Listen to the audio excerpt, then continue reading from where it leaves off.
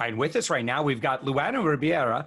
Luana, thank you so much for joining us. You are, we're going to talk about this. You are a known actress, and you are also the founder of, you're a book and media coach, and you are on the web at luanaribiera.com. And I'll spell that real quick. So someone's probably going to want to jot this down and check you out, because you're going to share a lot of great intel on how folks can really grow their publicity. They can grow their platform and be, just get recognized for the work that they're doing. But your website is Luana, and that's Luana. And then your last name, in my very Caucasian pronunciation, I'll say Ribiera, but I think I'm off. And that's RIBEIRA.com. Luana, thank you so much for joining us. Thank you. It's really awesome to be here. So Luana, for over a decade now, you have been in, oh my gosh, I'm on your IMDb. So you've been an actress, you've been a producer, writer, and you even have a thanks. Okay. and you have done a lot of horror movies. First off, tell me about that experience. What was your first horror movie, and why were you like, oh yeah, I love this? The first horror movie. Oh, what an experience that was. It was a zombie movie. Mm-hmm. I played the part. It was a lead role. I went straight into a lead role. It was the part, well, I got basically torn apart by zombies. I had my face ripped off. I had my insides taken out, which is quite an experience when you're watching that in the movie theatre and you're seeing your own face being ripped off. It's something else. What reaction? It was just such good fun, and as soon as I gave it a go, I just wanted to do more. Yeah. What reaction do you get from family and friends who don't know necessarily upfront that you've done this, and then they see footage of you getting your face ripped off? I would imagine they're like, my family wouldn't watch it. Yeah. My family wouldn't watch it. Everything I've been in, my mum would call me up and she'd say, "Is this one safe for me to watch?" And I'd say, "No, Mum." No. And so from your work there, and you have a lot of credits to your name, you starting in 2018, you decided to work with clients, and you've built up some pretty great success very quickly, and that is as a book and media coach. Explain that work. And how you well, first off, decide, how do you go from acting to representing clients in this way? Good question. So there was another step. So when I was acting, I loved it so much and I wanted to pass that on. I'm a natural coach. If I learn something, I want to help other people to do the same. So I opened an acting academy. This was in the UK. And it did really well. There were 4 venues across the UK, and it grew beyond what I had planned, beyond anything I'd expected. And it actually gave me the freedom to be able to leave the UK and to move to Portugal and to open an animal sanctuary, which had been my lifelong dream. That's still in progress. But while I was out here, I wrote my first best-selling book, Passion to Freedom, which was sharing how to create a freedom business, because by now I was out in Portugal. The acting academies were run by a team, a load of automations, and it was great.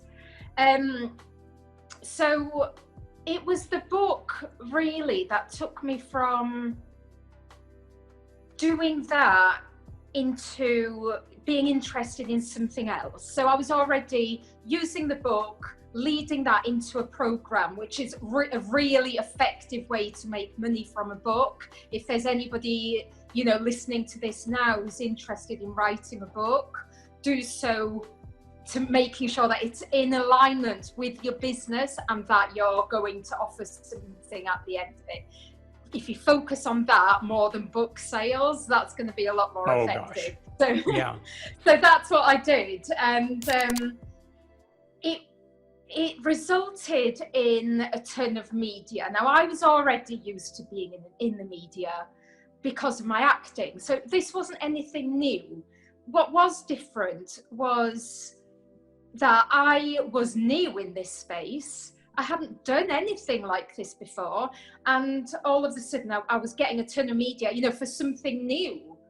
And it showed me that I could very quickly, very easily position myself as being an authority on a subject where I'd had success, where I knew what I was doing, but I hadn't had tons of experience at that time. But it didn't matter, you know, as long as I knew what I was doing and as long as I had the knowledge to be able to help people, then I was able to get into the media and I was able to share that stuff. And then from there, I started helping people to write and publish books. And of course, then they wanted to publicize those books. So I also went into media. Do you know, Josh, it was such a surprise for me last year when I realized that not every entrepreneur is getting themselves into the media. I thought everybody was already doing this stuff. Yeah. I thought everybody knew how. I thought everybody was, you know, well versed on exactly how to do it and the steps and everything. And it was a huge realization that actually most people don't do this stuff, and the ones that do are the ones that are set apart from the rest. And I think, Luana, that a lot of people expect that getting recognized is going to come a little bit easier. It's not going to require as much diligence as it does. And that people believe that, well, if I write a book, and I think in our logical brains, we know that this isn't true, but I think in our emotional brains, we feel like, oh, well, we're just going to get discovered and recognized for our brilliance. And it couldn't be further from the truth. And so, you know, one thing that we commonly teach is, you know, this myth of getting discovered. I mean, you've been an actress. You know that folks generally don't get discovered. It requires a lot of effort. And so it sounds like you used a lot of the same self-promotion skills that you did that you've used in acting, and you used it for publicity for your book. Would that be fair? Yes, exactly. I did the exact same thing that I used to do for acting, for books, for my business, and it works. So yeah, and you're absolutely right, you know, with everything that you were saying there. You're not just going to get discovered. You're not just going to write a book, stick it on Amazon, and then somebody's going to come and say, oh, if it happens, it's extremely unlikely, and we can't rely on those things. We have to take action, and it has to be consistent. And I think that's where a lot of people, lack, is with consistency. They may think that, oh, they'll send a press release out and that'll translate to a bunch of leads and sales. And I compare it to social media. Okay, so if you write a post on social media, you're not expecting, and you've never been on social media with your business before, you don't expect one post to result in tons of leads and sales, though it can happen. And it's exactly the same with getting in the media. You know, there can be a feature that goes out that has a big influx, and that's happened to me. I've had a look at everything you've been on. I'm sure it's happened to you as well. But we can't rely on that. It has to be consistent. And the more we're in the media, the more opportunities open up. Like media leads to more media, and all of this, and it has that snowball effect. So to someone who's listening to us right now, Luana, and they say, you know, I'm frustrated because it seems like other people in my industry or in my space, they're getting recognized and I'm not. What do you suppose the difference is? Oh, it could be a lot of different things. Right. It could be something that goes right back to basics. I mean, I think when entrepreneurs are very experienced and they get used to what they're doing, and then it can get to a point where they feel stuck. Sometimes they need to go back to basics and just to have a look at everything they're doing and to make sure that it's all aligned. And, to do things that give them credibility, like, get in the media, write the book, start a podcast, start your own TV show, do these things that most people will not do. There's so much noise out there. There's actually only very few at the top who are doing this stuff that really sets them apart. And I suppose that there are a lot of people that are hearing what you're saying and they say, okay, just get in the media. Sure, you make that sound very easy. So I think a lot of times when we talk about, building your publicity, getting on those stages, a lot of people, Luana, love tactics. Just tell me what to do. Now, I've done 700 TV segments. I've been a syndicated newspaper columnist for 11 years. I live in that world. And I commonly tell people, listen, a lot of this comes down to, if you say, for example, Josh, I want to be a famous speaker. Okay, so let's take a look at how you are branding and positioning yourself.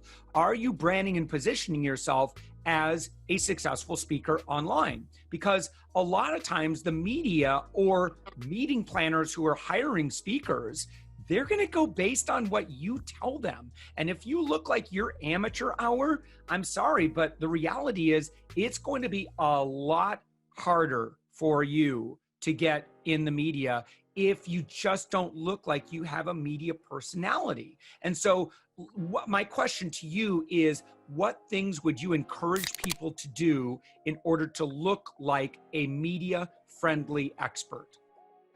So videos are good, videos, live streams, and just building that social proof. So coming on podcasts and sharing them.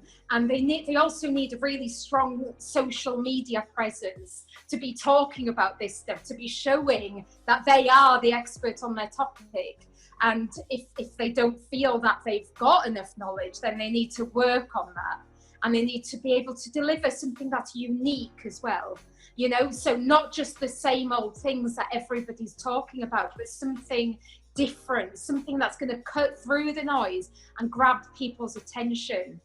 And here's, this takes me back to what we were saying earlier. Media leads to more media. The more you can show, the more you're going to get called up for. But make sure that your marketing materials and everything are all up, that they're showing you as being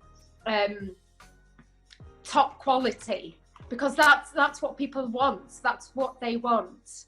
Yeah.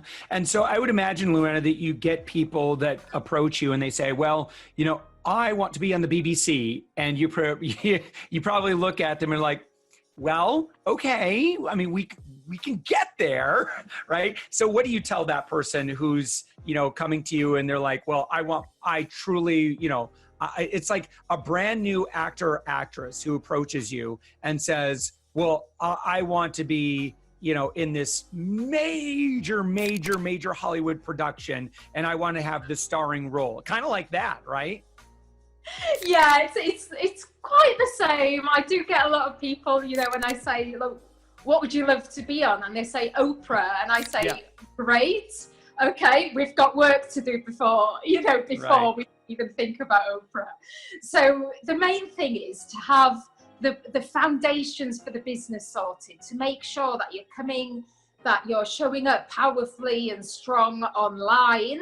It's not mainstream media or social media, it's both working together.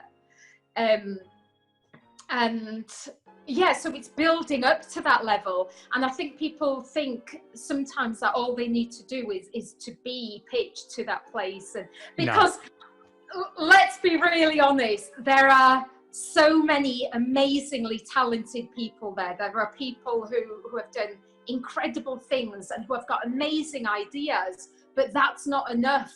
That's not enough on its own. They've got to be taking the actions. They've got to be building the foundation. They've got to be building the social proof and working their way up, just like you would in any other career. Yeah.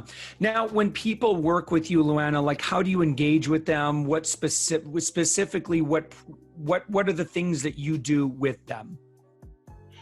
So for books, I work very closely with them. So they'll write the book, I'll coach them through it, I'll review the book. It's, you know, they'll send it to me as and when they do a chapter, they'll send it through to review. So I have a lot of involvement there. Then we do the promotion for the book. For media, we do absolutely all of the pitching for them. And then in the background, we're working on acting techniques. So we bring acting techniques into media, and it's so powerful. Like it's unbelievably powerful to be able to bring specifically acting. When you say acting techniques, so they're talking about being on a TV segment, and what would be a couple of the, or, you know, one or two of the skills that you would want them to bring from the acting world into appearing on TV? So I've just been creating a training this morning actually around dealing with nerves. So there's a visualization technique that we use in acting, which is really, really good for being able to control. Is it the coffee cup? Not to get rid of them. What was that? Sorry. Is it the coffee cup? No, the movie theater visualization. Oh, no. I don't know that one. Oh, well, it's fantastic. And it basically takes people through a visualization of, you know, it changes the way they're perceiving themselves. And then it puts them in the situation that they're going to be in.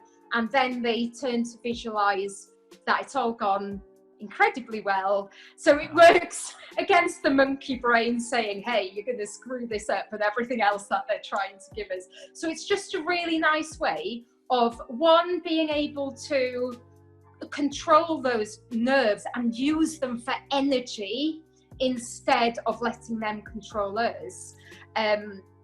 And also, I was going to say something now, and it's completely lost. I've completely lost my train of thought. But this is it. So most people have a misconception around acting. Most people think that an actor is becoming the character or is hiding behind the character. That's absolutely not true. And what they're actually doing is they're revealing themselves. They're revealing those parts of their soul. Now, when I used to play my psycho roles, I was tapping into a very dark, my shadow. I was tapping into my shadow to be able to draw that part of me out. Doesn't mean I'm going to go and do that in real life, but it means that I'm able to draw that very real part that's inside me and to bring out those emotions that I need. Now, that's what people need to do as well whenever they're being interviewed or, you know, delivering a live stream or a webinar or anything like that, or speaking on stage. It's the same thing. So a preparation for an actor isn't that different to a preparation for a speaker. And it's really good fun as well to be able to bring in the acting. No doubt. So Luana Ribiera, can you share your website again? And what I'd love for you to share would be, what would be a great initial way for people to engage with you? Like what would you have them enjoy for free or learn for free and kind of get into your world? Yeah, well, I have a group on Facebook called Rockstar of Your Industry.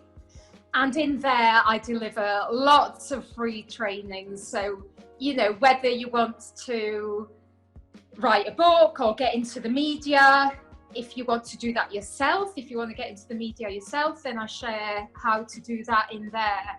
And my website is www.luanaribiera.com. And the best way of contacting me is Facebook. I'm always on there. Right, and I'm always happy to chat. Well, Luana Ribiera, thank you so much for joining us. And this was great. And again, you and I are certainly of like minds. Yes. Building upon your branding and branding yourself as the thing that you are and you want more of, Yeah. couldn't be more important, I think, today in, in a world where consumers are, they know when you're telling the truth or not. So it's, it's all about, it's projecting who we truly are within, right? So Luana, thank you so much for joining us. Thank you, Josh.